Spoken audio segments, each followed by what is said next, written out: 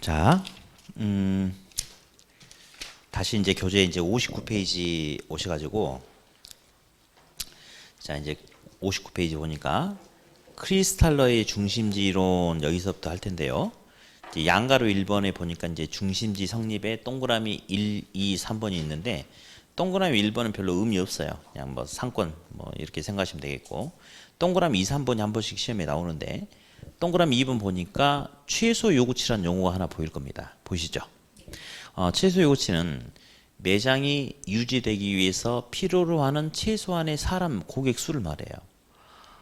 시험에 이게 한번 나왔는데 그냥 찍어보세요. 그 편의점은 작은 매장이고 백화점은 큰 거잖아요. 매장의 유형과 규모 등에 상관없이 매장이 필요로 하는 최소 요구치에는 차이가 없다. OX. 말도 안 되는 거죠. 그죠? 아니 편의점은 임대료도 조금 나가고 인건비도 조금 나가니까 매출액이 적어도 돼. 그러니까 고객 수가 적은데 입지해도 괜찮아. 그러나 백화점은 임대료가 많이 나가고 인건비도 많이 나가니까 많은 수익을 얻어야 되니까 고객이 2,000명, 3,000명 있는데 못 들어가. 당연히 매장 규모가 클수록 매장이 필요로 하는 최소 요구치는 더 커야 되지 않을까요? 당연하죠. 네. 3번에 보니까 동그라미 3번에 재화의 도달범위라는 용어가 있어요. 그게 뭐냐면 백화점이 여기 입점하게 된다면 이 백화점으로 물건 사러 사람들 올 거 아니에요. 그 물건 사러 와줄 수 있는 권역내의 소비자 수를 말해. 그러면 백화점이 필요로 하는 최소 요구치는 20만 명인데 재화의 도달 범위가 10만 명이면 입점 하겠어요, 안 하겠어요? 안 하죠. 그렇죠? 그러면 누가 누구보다 더 커야 될 것 같아요? 아니, 그 동그라미 3번에 재화의 도달 범위가 최소 요구치보다는 더 당연히 커야지 입점할 수 있겠죠? 그죠? 다음. 크리스탈라는 사람이 중심지를 크게 세 가지로 나눴대요. 고차원의 중심지, 중차원의 중심지, 저차원의 중심지라고 이렇게 세 가지로 나눴는데 우리 동네 이야기 좀 합시다. 동네. 우리 구멍가게 편의점은 적으니까 저차 중심지라고 하고요. 이마트나 백화점은 고차원의 중심지라고 할게요. 그런데 이제 보니까 요즘에는 이렇게 대형 할인 매장은 아니지만 제법 큰 마트들이 좀 들어섰잖아요. 동네 곳곳에. 그런 경우는 우리가 중차원의 중심지라고 한번 해볼게요. 그러면 지역 내에서 저차원의 중심지는 수가 많아요, 적어요? 편의점 엄청 많죠? 엄청 많죠? 이렇게 많죠? 예. 근데 중차원의 중심지일수록 수가 더 많아, 적어? 더 적죠? 고차원의 중심지는 수가 더 적죠? 그렇죠? 그래서 크리스탈라는 사람이 이렇게 이야기를 했대요. 저차 중심지에서 중차, 고차로 갈수록 중심지 숫자가 점점 증가한다, 감소한다. 감소하는 피라미드 구조를 띠고 있다라는 표현을 한번 한 적이 있다. 네, 그렇게 네, 넘길게요. 60페이지 보니까 이제 그 상단에 뭐 유추법이라는 용어가 있는데 뭐 지금 그 용어 알아둘 필요 없고 거기에 동그라미 1번, 2번, 3번을 보니까 뭐 1차, 2차, 3차 상권이라는 표현이 있어요. 보이시죠? 그렇죠? 자, 그러면 지도가 이렇게 있어요.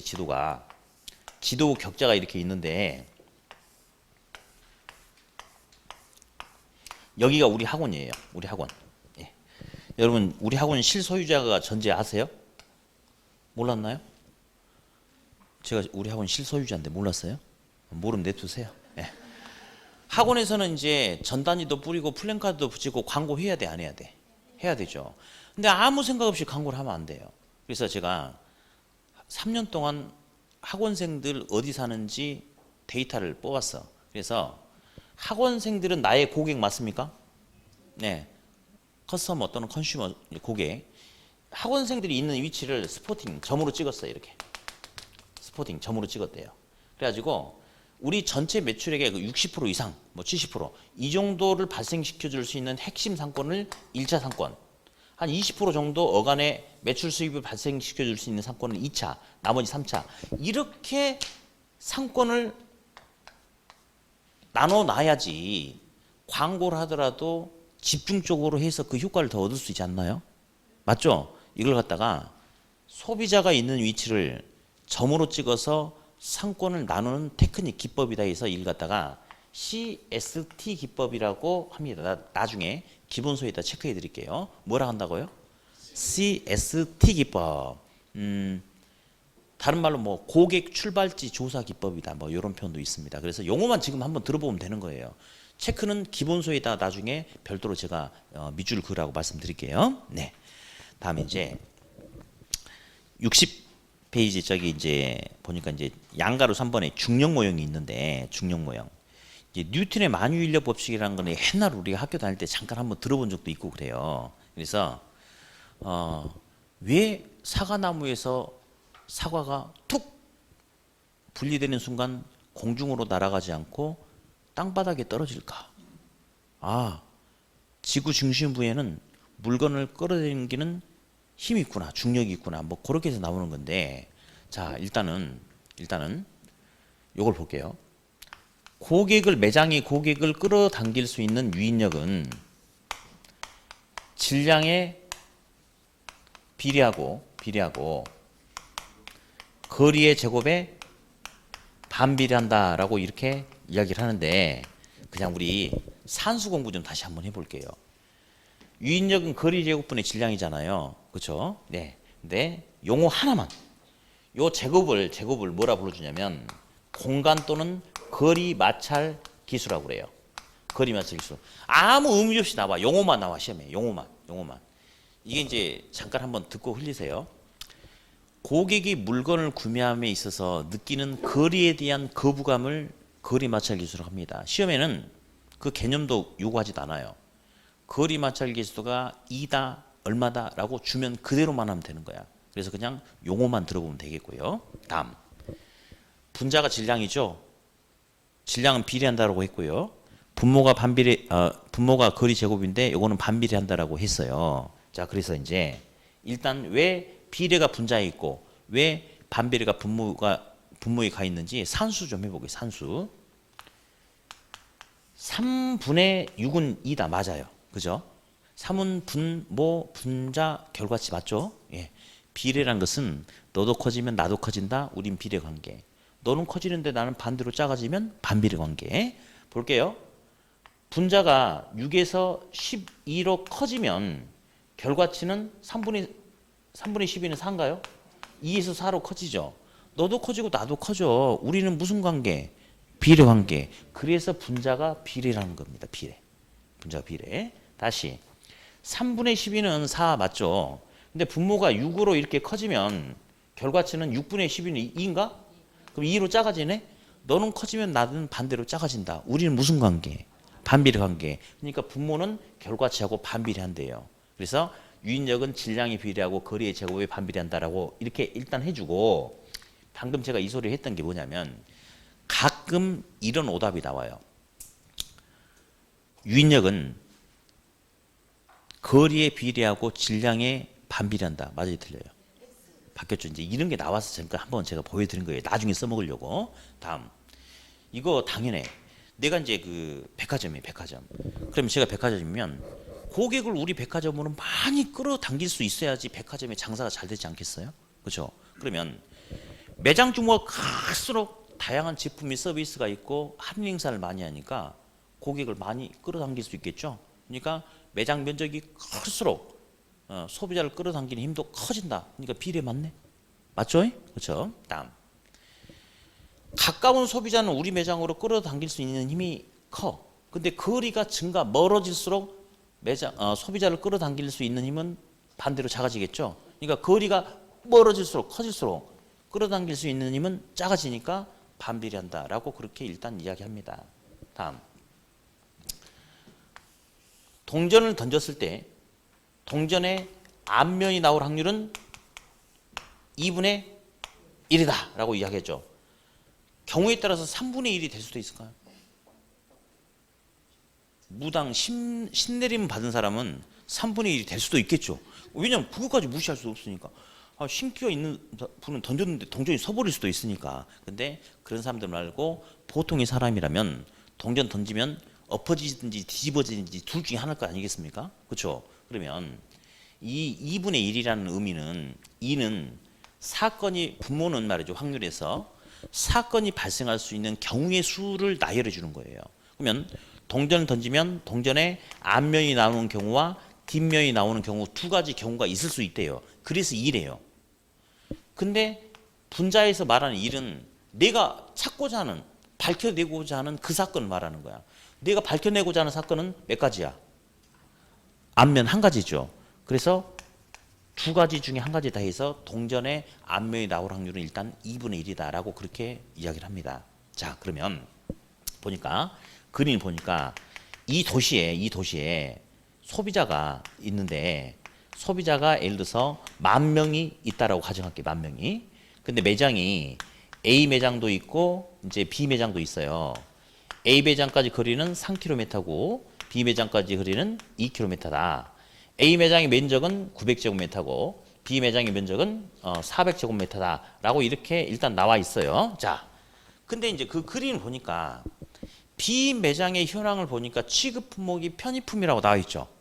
그죠? 근데 A 점포는 B 점포보다 더 크죠? 근데 취급 품목 보니까 편의품도 들어 있습니까? A 점포에는 있죠. 그리고 A 점포에는 B에서 안 파는 물건도 들어가 있죠. 자, 실제 시험에 이런 게 나오는데 품목을 읽을 필요가 전혀 없어. 왜냐? 어떤 전제 조건이 깔렸냐면 작은 매장에서 취급하는 품목이 있으면 큰 매장은 당연히 작은 매장에서 취급하는 품목 외에 여기서 취급하지 않는 품목도 들어가 있는 거거든요. 그래서 나중에 문제 풀 때는 취급 품목 이런 거 전혀 보지 말고 거리하고 크기만 봐. 나머지는 아무 의미가 없습니다. 제가 전에 시험에 한번 나온 용어를 한번 더 해볼게요. 다, 목적, 구, 매, 여행 이란 말이 한번 시험에 나온 적이 있어요. 다목적 구매 여행. 제가 설명 않고 바로 물어볼 겁니다. 소비자가 다목적 구매 여행을 할 경우에는 큰 매장과 작은 매장 중에 어디를 더 선호할 수 있겠어요? 맞아요. 이 용어가 시험에 나왔는데, 자, 이번 주에 우리 집에 손님이 온단 말이에요. 네. 그러면 이제 음식을 준비해야 되는데, 우리 동네에서 준비하려면 식육점 가가지고 고기 사고, 생선 가게 가서 생선 사고, 야채 가게 가서 야채 사고, 여기 가서 뭐 사고, 막 돌아다녀야 돼. 요즘 사람들은 그렇게 안 하려고 하죠. 그러니까 아예 처음부터 이마트 가버리죠. 이마트 가버리면 그 안에 다 있는 거야. 그러니까 여러 개를 사기 위해서 여기저기 돌아다닐 필요가 없어. 그냥 그 자리에서 끝나버리는 거죠. 네, 그런 용어입니다. 한 번 딱 나온 적이 있어요. 네, 됐고. 자, 이제 이런 상태에서 1번 문제. 거기 이제 1번 보니까 검정색 박스 안에 A 매장과 B 매장 중에 매장이 유지되기 위해서 필요로 하는 최소한의 요구치가 더 큰 거는 당연히 어디겠어요? A라고 나와 있잖아요. 여기 답이 A죠. 왜냐? B 매장은 작아. A 매장은 커. 그러니까 큰 매장은 돈을 더 많이 벌어야 돼. 그러니까 더 많은 고객이 필요하겠지. 답은 A죠. 네. 다음 두 번째 문장. 뭘 물어보고 있냐면 소비자가 A 매장으로 물건을 구매하러 갈 수 있는 확률을 물어보고 있죠. 그렇죠? 그러면 어디? 소비자는 A가 A로 갈 확률을 계산을 해. 그러면 소비자는 부모는 사건의 경우였습니까? 여기 있는 소비자가 전부 다 A로 갈까? 그렇지 않겠죠. 어디로 갈 수도 있습니까? B로 갈 수도 있지 않습니까? 그러면 두 가지 경우를 이렇게 써주는 겁니다. 그 중에 우리가 찾고자 하는 경우는 어디야? A죠. 이렇게 써줬어. 그래 놓고 A 값하고 B 값을 별도로 계산하면 돼. 거리 제곱분의 질량. 자, A는 거리 얼마예요? 3의 제곱분의 900. 그러면 3의 제곱은 거리 제곱분의 질량이니까 3의 제곱은 9니까 900을 9로 나누면 얼마입니까? 100이죠. 100. 다음 B는 거리 얼마예요? 2의 제곱분의 얼마? 400. 2의 제곱은 4잖아요. 그럼 400을 4로 나누면 얼마?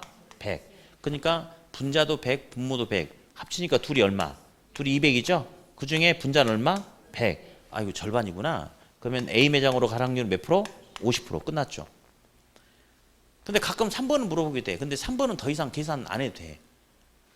소비자가 지금 10,000명이지 않습니까? 근데 여기서 이제 가끔 이렇게도 물어봐.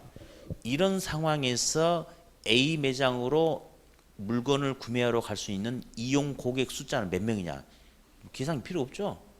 10,000명 중에 절반이 A로 간다고 그랬으니까 A 매장으로 구매하러 갈 수 있는 사람 몇 명? 5,000명 이럽니다. 저는 이 문제만 보면 막 안아주고 싶어 죽겠어요. 왜냐? 이 문제는 지금 계속 시험에 나오고 있는데 응용이 안 되는 문제야. 숫자만 바뀌고 계속 똑같이 출제가 됩니다. 그래서 뭐 이제 지금은 아마 저는 이제 당연히 쉽다라고 알아듣게끔 강의를 했다라고 생각할지 모르겠으나 이 중에는 또 이제 보고 어씨 뭐야 또 막 이렇게 할 수 있는데 아무 걱정 마세요. 이게 계속 시험에 나오니까 계속 열심히 강의할 거예요. 요 파트는 계속 모의고사 나오고 계속 문제 풀이할 때 나올 겁니다. 그러면 징글징글해서 나중에 머릿속에 다 들어버릴 겁니다. 예. 그래서 지금은 계산을 끝까지 안 해도 괜찮습니다. 상관없어요. 대신에 그냥 읽어만 봐도 괜찮아. 머릿속에 기억 안 돼도 돼. 유인력은 뭐에 비례하고 뭐에 반비례한다. 시작. 유인력은 질량에 비례하고 거리의 제곱에 반비례한다. 한 번 더. 유인력은 질량에 비례하고 거리의 제곱에 반비례한다. 그것만 열심히 읽어주면 됩니다. 읽어주면 돼요. 네. 자, 이제 이렇게 해서 요 내용도 한번 이제 살펴봤습니다.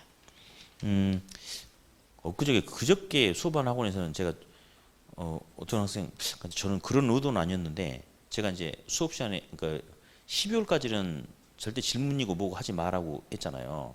근데 어떤 학생이 이제 욕을 했는데 질문심 낳은 거야. 그래서 뭐세요 했더니 근데 거리 마찰 계수를 3으로 줄 수도 있습니까? 하길래 제가 그런 건 질문도 하지 말라고 했잖아요 했는데 그 학생이 너무 이렇게 무안해하는 거. 그래서 제가 자세히 설명해 줬죠.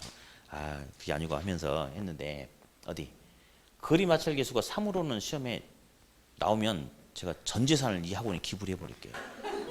진짜 우리 계약서 쓸까요? 절대 안 나옵니다. 왜 안 나올 것 같아요? 분자 분모 가지고 하면 뭐 나누기를 해야 되거든. 답이 안 떨어지거든. 절대 안 나옵니다. 절대. 근데 이제 질문하지 마라고 한 이유가 있어요. 예를 들어서 2의 제곱은 얼마죠? 4죠. 3의 제곱은 얼마예요? 9죠. 자, 이것만 가지고 거리 마찰 계수를 계속 2로만 줬어. 계속. 그런데 몇 년 전에 시험 출제위원이 전날 술을 드셨는지 어쨌는지 뭔가 생각을 잘못해가지고 거리 마찰 계수란 용어 대신에 공간 마찰 계수 똑같은 말이거든요. 는 없으며라고 이렇게 줘버리니까. 그러니까 이 사람의 의도는 뭘 의도를 하고 있냐면 지금 현재 제시된 거 외에 나머지 조건은 전혀 영향을 미치지 않는다라는 표현을 하려고 했는데 지가 국어를 잘못 써버린 거예요. 지금 이 말이 뭔 말이야? 없으며가 1이래 2래 0이래? 없으며가 뭐래? 없다가 0 아닌가? 그렇죠? 그래가지고 2의 0승이 얼마일까요? 1이에요. 왜 1인지는 설명해 줄 필요도 없고요. 2의 1승은 2고 3의 0승이 얼마죠? 이것도 1이에요. 그러면 이게 무슨 문제가 확 바뀌어본 거야. 이렇게 해버리면 어떻게 되느냐. 거리가 소비자의 구매 행동에 미치는 영향은 전혀 없다라고 전제한다. 이렇게 문제가 잘못돼 버린 거야. 그래서 그 문제가 정답 없음 처리가 됐어요. 그 시험 보면 지문이 5개인데 5개 중에 답이 하나잖아요. 제일 재수 없는 문제가 답이 하나 있는 문제가 제일 재수 없는 문제고 그나마 싸가지 있는 문제는 복수 정답. 가장 아름다운 문제는 정답 없음 또는 모두 정답. 정답 없음 또는 모두 정답은 아무거나 찍어도 다 답으로 인정해 주는 거죠. 그래서 오답이 나온 적이 있어. 그래서 이제 지금은 계속 마찰 계수를 이기라고만 줬으니까 이대로만 가야 돼. 근데 한 번 좀 그런 게 나왔기 때문에 지금 말고 지금은 있잖아요. 지금 과정 1, 2월달, 3, 4월달 과정은 시험에서 가장 많이 끌어주는 방식대로만 가. 그것만 갖고 가는 거야. 그리고 와서 어느 정도 안정화되면 부수적인 내용도 살짝 체크하면서 가요. 네. 그래서 이런 것은 지금 다룰 게 아니고 한 5월달 정도 그때 가면서 이제 왜냐 이게 시험이 절대적이니까 이거는 이제 가능성 있는 거지 나오진 않았으니까. 그러니까 처음부터 이 두 가지를 섞어서 같이 공부를 해버리면 절대 안 되는 거예요. 절대. 우리는 공무원 시험이라면 또 달라요. 옆에 공무원 하고 있잖아요. 공무원 시험과 우리 그 중개사 시험은 수업 방식이 완전히 다를 수밖에 없어요. 왜 그러냐? 쟤들은 성적순으로 잘라요. 성적순으로. 한 문제 맞히면 공무원 되는 거고 한 문제 못 맞히면 다시 또 공부 저기서 또 해야 되는 거예요. 그러니까 저희들은 가장 시험에 잘 나오는 것만 가르치는 게 아니고 가능성 있는 것도 폭넓게 다 잡고 끌고 갈 수밖에 없죠. 그러나 우리 시험은 다르잖아요. 우리 시험은 옆에 놈이 죽을 쓰든 말든 어쨌든 나만 몇 점 맞으면 돼.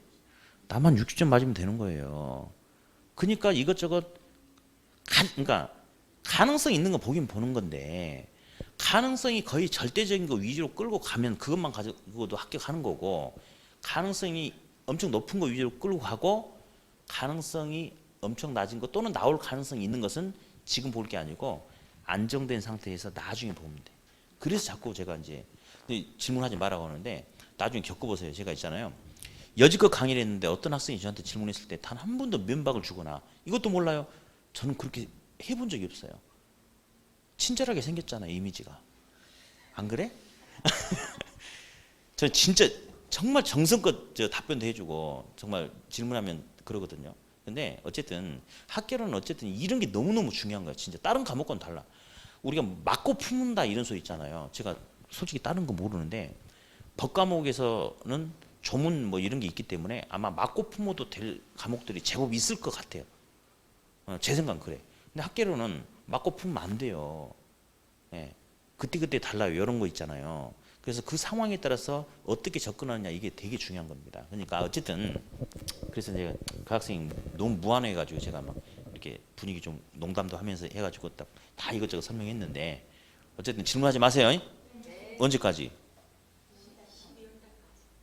5월 달까지? 나 진짜 아니 야 이게 자 끝나고 사무실로 오세요. 여기 또 아까 누구 더 있었는데 아까 누구였지? 둘?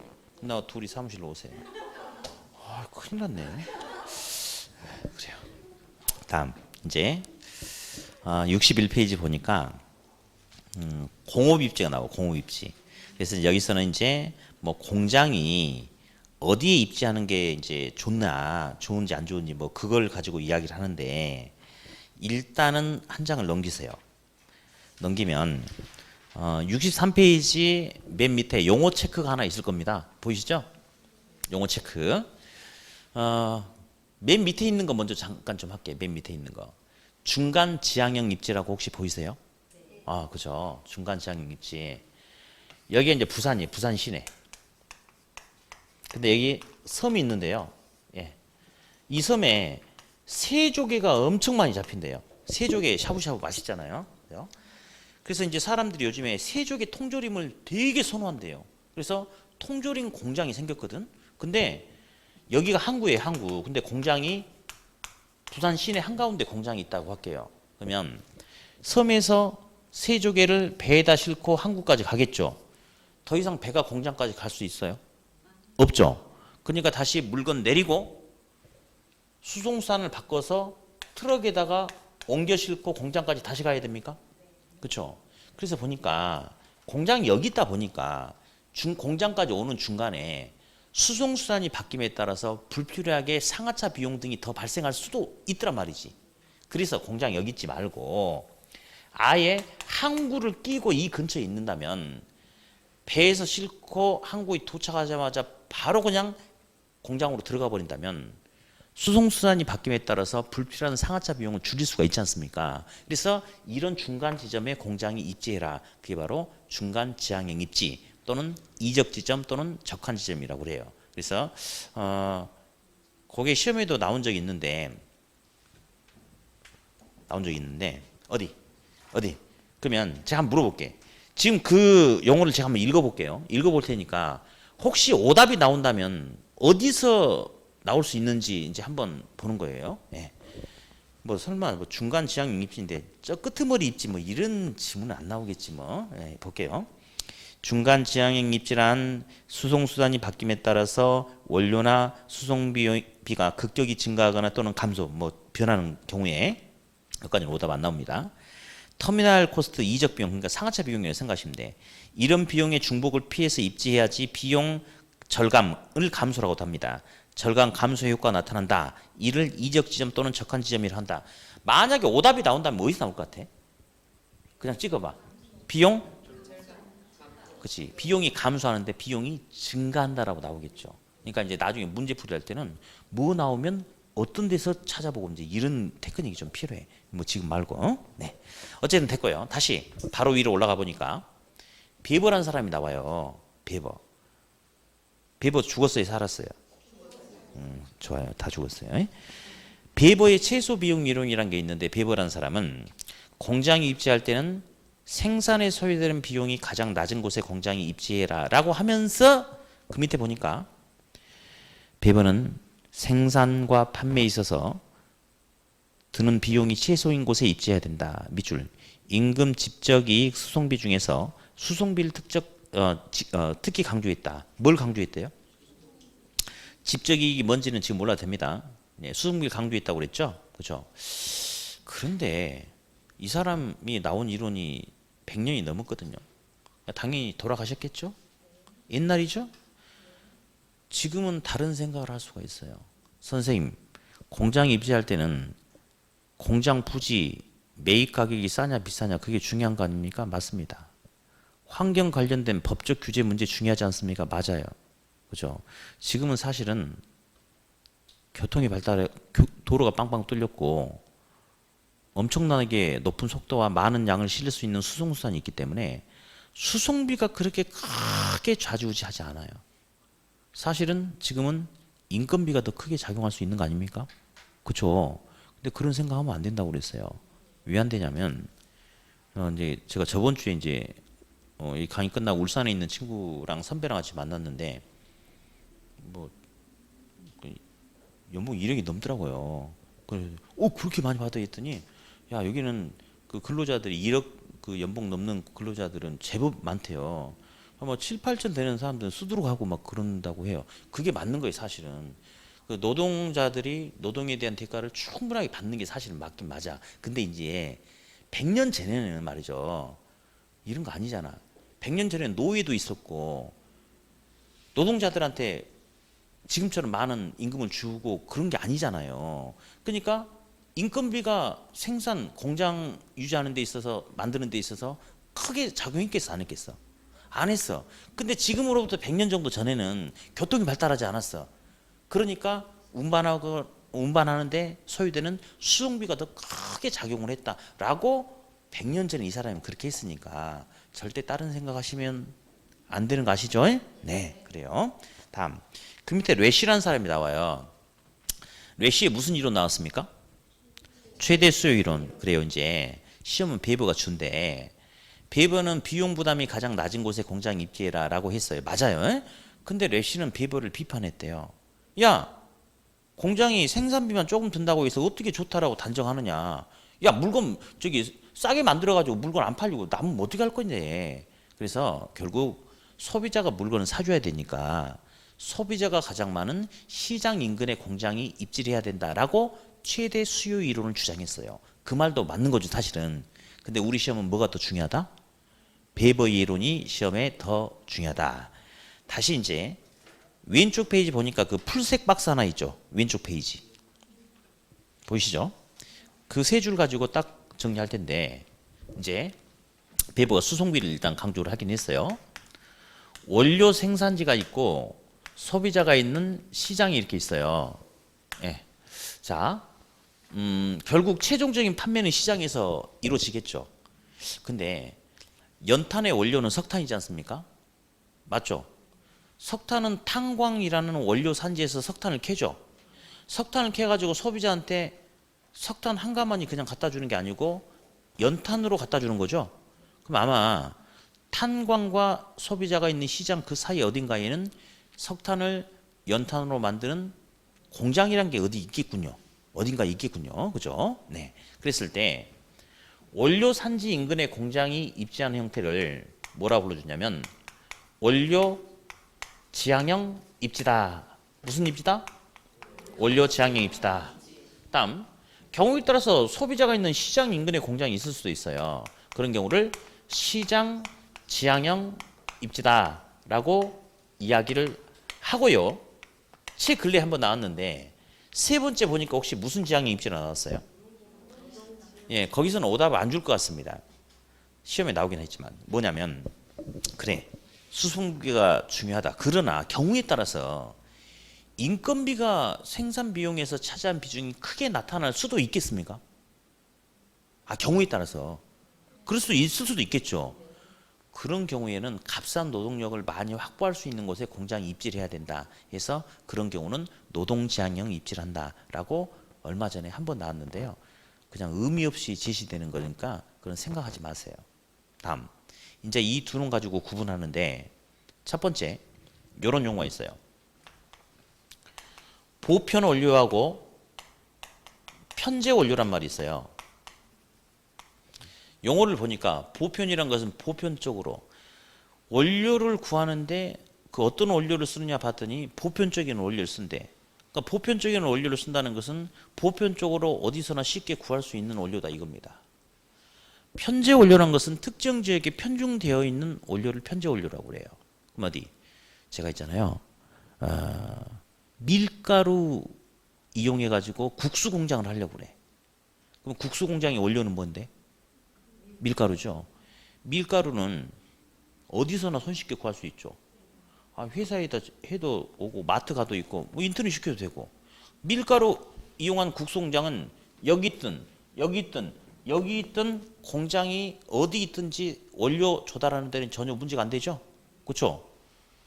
이왕이면 원료 조달하는 데 문제가 안 된다면 이왕이면 팔아먹는 것까지 좋으면 더 좋겠다. 그러니까 소비자가 많은 시장 인근에 공장이 입지합니다. 그래서 보편 원료를 주된 원료로 쓰는 산업은 무슨 지향형? 시장 지향형 입지를 합니다. 그 바구니 막 만들고 한 죽제품 있죠, 죽제품. 예. 저기 뭐야? 부산의 죽제품 유명하다면서요. 그래요? 네, 잘못 알고 있었어요? 이거 알고 있구나. 담양. 네, 담양. 자주 놀러 가는데. 볼래요? 이 대나무로 만드는 바구니 뭐 이런 건 죽제품은 대나무라는 원료를 손쉽게 조달할 수 있어야 돼. 담양 가면 정말 대나무 숲도 많고 많거든요. 그래서 이런 원료를 편제 원료라고 그래. 그러면 편제 원료에서 가장 중요한 것은 원료를 편하게 조달할 수 있는 지역에 입지하는 게 제일 중요하죠. 그렇죠? 그래서 편제 원료를 주된 원료로 쓰는 산업은 무슨 지향형 입지를 하겠어요? 원료 지향형 입지를 한다. 편제 원료를 주된 원료로 쓰는 산업은 원료 지향형 입지를 한다. 다음. 이거 먼저 끝낼게. 원료 지수란 말이 있어요. 근데 요거는 이제 아직 이제 시험에서 그게 뭐 크게 이렇게 작용하지 않았는데 이제 자, 제가 아까 이야기했듯이 요 공식 있어. 뭐분의 뭐 더하기 뭔데 만약에 시험에서 그 원리를 물어본다면 제가 강의를 해야 돼. 근데 안 물어봐. 나온다면 원료 지수가 1보다 크면 1보다 작으면 무슨 지향형 입시냐 그것만 물어볼 거든. 나온다면 그러면 나중에 기본서에 몇 분에 뭐 이런 소리 할 필요가 없다 이거지. 그러면 이렇게 할 겁니다. 사랑하는 사람은 등지려고 그래요? 안으려고 그래요? 안아줘야 사랑하니까 안아줘야지. 그렇지. 그러면 원료 지수가 1보다 크면 원료야 사랑해 너한테 갈게 이런 겁니다. 예. 그러니까 원료 지수가 1보다 크다는 것은 원료를 안으려고 하는 거죠. 안으려면 가까이 다가가야 될 거 아니야. 그러니까 무슨 지향형이야? 원료 지향형입니다. 다음. 원료 지수가 1보다 작대. 원료하고 지금 등져버렸죠? 너랑은 이혼이야. 다른 놈한테 갈 거야 이 자식아. 이거죠? 그럼 원료 등져버리고 딴 놈 누구한테 가겠대? 시장한테 가겠대. 그러니까 시장 지향형이다. 이러면 돼. 이러면 돼요. 예. 어차피 시험에 혹시 나온다면 1보다 크면 무슨 지향형이냐? 1보다 작으면 무슨 지향형이냐? 이것만 나올 거니까. 다시. 원료야 사랑해 1보다 크면 어디로 가? 원료 지향형이에요. 원료 너는 등져서 왼수야. 딴 놈한테 갈 거야. 뭐야?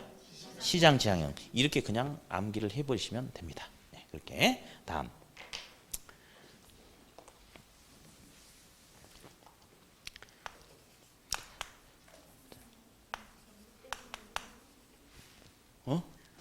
뭐라고요? 저기 상태가 좀 아까부터 예. 끝나고 사무실 들렸다 가세요. 그 옆에 분은 상태 괜찮으세요? 막 좀 상태 안 좋으신 분들은 좀 면담 좀 하고 가셔야 돼. 자, 원료를 가지고 이제 제품을 만드는데 이제 크게 우리 시험에서 제시하는 게 두 가지입니다. 원료는 큰데 제품으로 만들면 조그만해지는 경우가 있어요. 사탕수수 10트럭 가지고 설탕을 찌꺼기 버리고 한 트럭을 만든다라고 하자. 그러면 원료는 큰데 제품은 줄어들었죠. 그죠? 이런 경우를 뭐라 불러주냐면 중량, 그렇지, 감소하는 산업이래요. 그러니까 이 중량은 이제 무게도 포함되지만 부피도 같이 포함시켜서 생각하는 거예요. 원료는 컸는데 제품을 만들면 작아졌으니까 중량이 어떻게 됐다? 감소하는 산업이다라고 이야기를 하고, 그다음에 원료는 조그마한데 제품은 이렇게 또 커질 수도 있네. 밀가루 한 트럭 가지고 빵을 만들면 부풀어 올라서 빵이 10트럭이 될 수도 있겠습니까? 그럴 수 있죠. 그러면 원료는 조그만했는데 제품은 커졌죠. 무슨 산업일까요? 중량 증가 산업이다 라고 이렇게 이야기합니다. 이렇게. 그러면 이제 중량 증가 산업이냐 감소 산업이냐에 따라서 어디에 입지하느냐 보겠는데, 시장에 뻥이요 하면 뻥튀기 되는 거 아시죠? 그렇죠? 그러면 옥수수 깡냉이 요만큼 가지고 튀기면 이렇게 커질 수 있겠네? 맞죠? 뻥튀기는. 그러면 중량 무슨 산업이죠? 중량 증가 산업인데, 우리 저기 시장에 저기 뻥튀기 아저씨가 있는데, 저 뻥튀기 아저씨는 입지론 배운 적이 없어요. 예. 원료 지향형, 시장 지향형 그런 거 배운 적 없거든요. 근데 자기가 해보니까 편하니까 어떻게 하느냐? 잘 생각해 보는 거야. 깡냉이는 조그만한데 뻥튀기 이렇게 커. 근데 집에서 이렇게 크게 튀겨갖고 오면 시장까지 가지고 오는데 불편해. 그러니까 시장까지 가지고 올 때는 무게가 조금, 부피가 조금 나가는 깡냉이 가지고 와가지고 시장에서 뻥이어 튀기는 게 자기한테 편리하죠. 그러니까 그렇게 한대. 그게 이거야. 이거. 그러니까 중량 증가 산업은 무슨 지향형 입지가 되겠어요? 시장 지향형 입지를 하겠죠? 보자고. 볼래요? 밀가루 한 트럭 가지고 빵을 10트럭 만드는데, 만약에 밀가루 생산지에서 빵을 만들어 버리면 몇 트럭이 일단 돼버린 거야. 여기서 벌써 빵을 만들어 버리면 10트럭이 돼버린 거죠. 10트럭 만들어 가지고 운반하려면 수송비가 10트럭이 들어가. 근데 그렇지 않고 여기에 빵 공장을 만드는 거야. 그러면 공장까지 빵에 원료인 밀가루 몇 트럭만, 한 트럭만 운반해 가지고 거기서 빵 만들어서 바로 팔아버리면 되잖아요. 그러니까 수송비가 더 절감되겠죠. 따라서 뻥튀기 아저씨하고 빵 공장은 무슨 지향형? 시장 지향형 입지를 하는 겁니다. 다음, 중량 감소 산업 볼까요? 사탕수수 10트럭으로 설탕 한 트럭 만든다고 그랬죠? 그렇죠? 그럼 만약에 중량 감소 산업, 즉 설탕 공장이 시장에 있다라고 가정하자. 시장에 있다라고 가정하자. 시장에 있다라고 가정하자. 그러면 시장에 이게 뭐야? 중량 잠깐만요. 지금 설탕 공장이 시장에 있다라고 하자. 그러면 시장까지 설탕의 원료인 사탕수수 무려 몇 트럭을? 10트럭 운반해야 되는 거예요. 운반 비용 부담이 너무 크죠. 그죠?